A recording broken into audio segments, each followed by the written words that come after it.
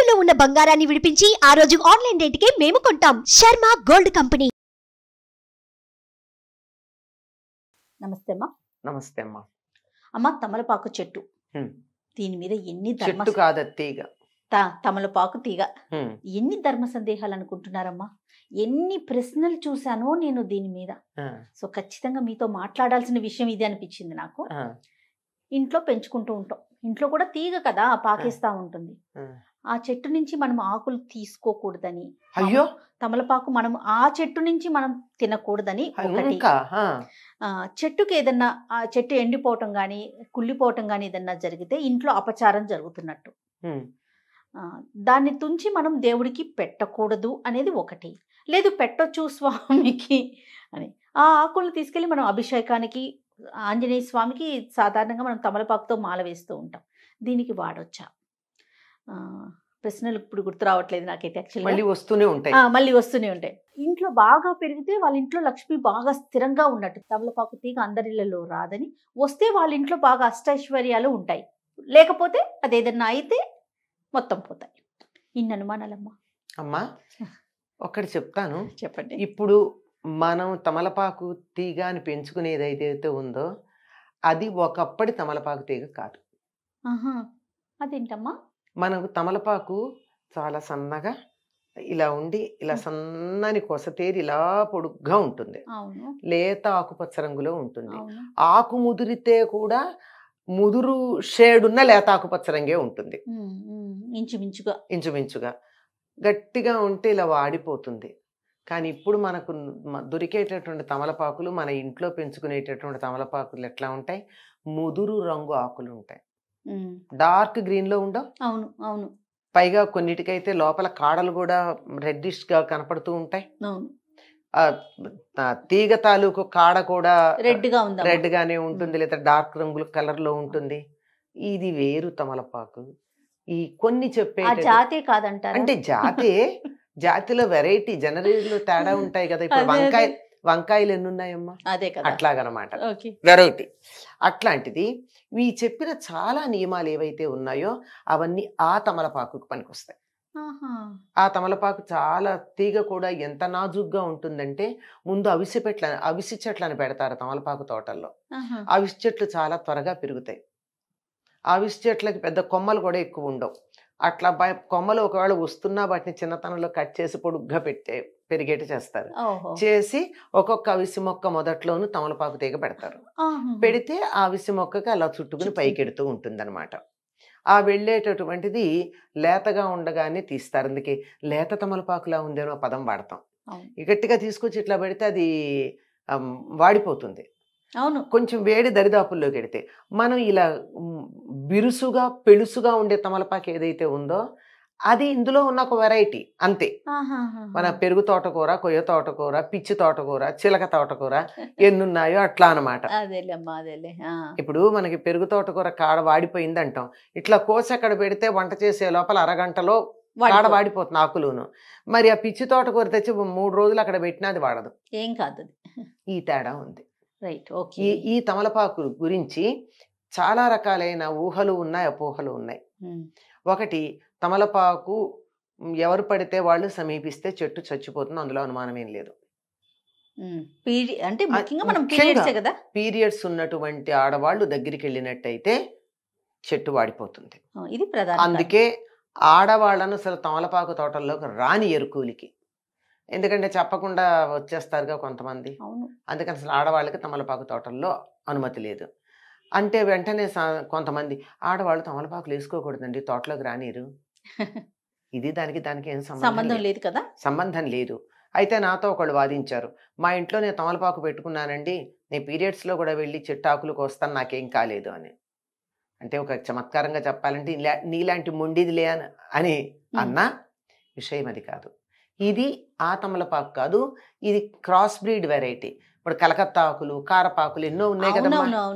మనం మామూలుగా తమలపాకులు మనకి కారాకిళ్ళీలకు వేసే వేరు, కలకత్తా పాన్ వేరు, మీనాక్షి పాన్ వేరు, అవునట, చాలా ఉన్నాయి అమ్మా. సుమారుగా 100 రకాలు ఉన్నాయి తమలపాకులు తాంబూలాల్లో. ఒక్కొక్కటి 250-300 రూపాయలు ఖరీదు చేసేటటువంటి తాంబూలం ఒక కిళ్ళి ఉంది, మీకు తెలుసా? తెలీదు, కానీ చాలా రకాలు ఉన్నాయని తెలుసు నాకు. ఒక్కటి ఇప్పుడు రేట్లు తెలీదు, 15-20 ఏళ్ల క్రితం 200, ఇప్పుడు ఎంతో నాకు తెలియదు, ఎక్కువే ఉంటుంది. అక్కడి నుంచి మనం తీసుకుంటే మనం మామూలు కిళ్ళి కూడా దగ్గరికి వెడితే కూడా సీదాపాన, ఇది ఇంకో పాన, మీఠా పాన, సీదాపాన, చాలియానా ఏవో చాలా అడుగుతాడు కదా, అవన్నీ తీసుకుంటే ఈ వెరైటీలన్నీ అక్కన పెడితే ఒక్కటి మీఠా పాన్కి నేను చెప్పినటువంటి మన లేత తమలపాకు పడతారు. ఈ కారాకిళ్ళీలు, మీనాక్షి ఇలాంటివి ఉన్నాయే, వీటన్నింటికి కలకత్తా పాన్, ఈ కలకత్తా పాన్కి పాన్ బనారసి వాలా పాట కూడా ఉంది కదా. మొన్న మోడీ గారు కూడా ప్రస్తావించారు, కాశీ గురించి పుష్కరాలకు వెళ్ళినప్పుడు తెలుగు వాళ్ళను ఉద్దేశించి మోడీ గారు మాట్లాడారు. ఆ సభలో ఉండేటటువంటి భాగ్యం నాకు కూడా లభించింది, అదే సభలో నేనున్నాను. ఆయన అక్కడ ప్రస్తావించిన వాటిల్లో ఇక్కడ బనారసి పాన్ చాలా ప్రసిద్ధి, మీరంతా తినండి అని కూడా చెప్పారు ఆయన. అలా అంటే తెలుగు వారి ప్రసిద్ధమైన విషయాలు చెప్తూ బెనారస్ లో ఏముంటాయో చెప్పిన వాటిల్లో ఇది చెప్పారు. అటువంటి వాటిల్లో కొన్ని వాడేటటువంటి ఆకులు తేడా ఉన్నాయే, వీటికి నాజూకుతనం ఉండదు, అట్లాంటి చెట్లకి ఏమీ కాదు. ఇప్పుడు మీరన్నటువంటి ఏమీ కాని వాటి సంగతి పెట్టి, మీరన్న ఈ నాజూకైనటువంటి సున్నితమైన తమలపాకు ఉన్నా అది ఇటువంటి ఇబ్బందిలో ఉన్నటువంటి వాళ్ళు, మైల సోకిన వాళ్ళు ఎవరైనా చావుకెళ్ళొచ్చి బట్టలు మార్చుకోకుండా చెట్టు దగ్గరికి వచ్చినా అవి వాడిపోతాయి అంతే. అందువల్ల వాటి దగ్గరికి వెళ్లకుండా కొంచెం జాగ్రత్తగా ఉండడమే తప్ప ఆ చెట్టు ఏమీ కాదు. ఒకవేళ ఎండిపోయింది అనుకోండి, అవన్నీ 1-2 ఏళ్ల కన్నా ఉండవు. అట్లాంటప్పుడు ఎండిపోతే ప్రమాదం ఏంటమ్మా? లక్ష్మీదేవి వెళ్ళిపోయినట్టు ఇంటికి అశుభము ఏమీ లేవమ్మా. అయితే ఒకటి ఏం చేస్తారంటే, సాధారణంగా తులసి కానీ ఇది కానీ అవి వాడిపోతే అశుభం అనుకున్న వాళ్ళు ఏం చేస్తారు, ఒక ఏడాది అవ్వగానే అందులో మళ్ళీ ఇంకో మొక్క పెడతారు. పాత మొక్క ఎండిపోతుంది, కొత్త మొక్క ఉంటుంది. అమ్మా అది ఒక కుండీలో నుంచి కొంచెం పక్కకు వచ్చి అక్కడ మట్టి ఉంది అనుకోండి, మళ్ళీ అక్కడ వచ్చేస్తుంది. అక్కడ వచ్చేస్తుంది, దీన్ని తీసి అందులో పెట్టేసుకోండి. మీ కుండీలో ఎండిపోయిందన్న బెంగ మీకు లేదు. ఈ విత్తనాలు అందులోనే పడేస్తే అవును ఆ కోటలోనే పాత మొక్క ఎండిపోగానే కొత్త మొక్కలు వస్తాయి. ఎప్పుడూ నీకు నిండుగా ఉండాలి, తులసి కోటలో మొక్క ఉండాలని చెప్పిన ఉద్దేశం తప్ప, ఏ కారణంగా ఎండిపోతే నీకు ఏదో దరిద్రం వచ్చింది అని భయపెట్టేసి ఆత్మహత్యలు చేసుకునే స్థాయికి తీసుకొస్తే ఎట్లాగమ్మా? అవునమ్మా అవును, అశుభం. అసలు ఎంత పెద్ద పదం కదమ్మా అది. అశుభం అంటే చాలా తప్పు. తులసమ్మ ఎండిపోయినా కొండెక్కినా అనుకుంటాం మనం, నిద్రపోయిందంట, నిద్రపోయినా, లేకపోతే తమలపాకు తీగ ఎండిపోయినా ఏమి అశుభం లేదమ్మా. వినేస్తారు. తర్వాత మనం పెరట్లో వేసుకున్నటువంటి ఆకు ఉందనుకోండి, మీరు ఇందాక అడిగిన ప్రశ్నల్లో హాయిగా రోజు ఒకటి తెచ్చి దేవుడికి పెట్టుకోవచ్చు, 3 ఆకులు తెచ్చి పెట్టుకోవచ్చు. దేవుడికి పెట్టాక ప్రసాదం మనం తినచ్చు, స్వీకరించవచ్చు, హాయిగా స్వీకరించవచ్చు. ఇంటికి వచ్చిన వాళ్ళకి పెట్టచ్చు. లేదు తీగ ఎక్కువగా ఉంది, 10 మందికి తాంబూలాలు ఇచ్చుకోండి, ఏం పర్వాలా.